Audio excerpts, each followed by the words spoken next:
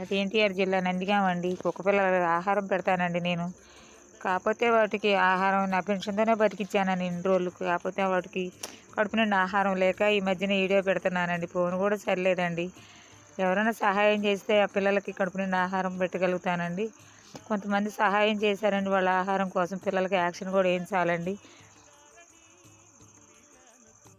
వాళ్ళకి యాక్షన్ కూడా వేయించాలండి. పిల్లలకి 3 పిల్లలు చనిపోయాయండి నరాల వీక్‌నెస్ వల్ల.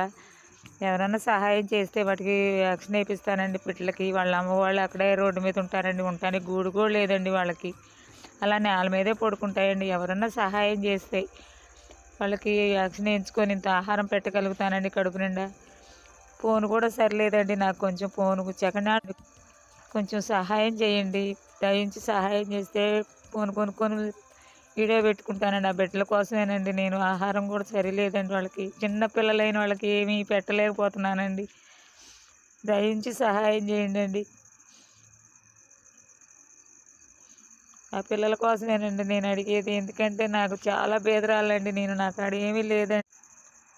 చాలా పేదరాలండి. నాకు ఒక కిడ్నీ కూడా లేదండి. ఇన్ని రోజులు పెన్షన్ మీదే బతికించుకున్నానండి. ఇప్పుడు బుడ్డ పిల్లలండి. 20 పిల్లలు ఉంటాయి. 25 పిల్లలకు 3 చనిపోయాయండి. మా అమ్మోళ్ళు ఒక 10 మంది ఉంటారండి మొత్తం. నాకు 30 మందికి 33 పిల్లలండి. అందరూ పిల్లలేనండి వాళ్ళు మాకు. ఎవరన్నా సహాయం చేస్తే వాళ్ళ కడుపు నిండా ఆహారం పెట్టుకుంటానండి. నా ఫోన్ నెంబర్ పెడుతున్నానండి. దయించి సహాయం చేయండి.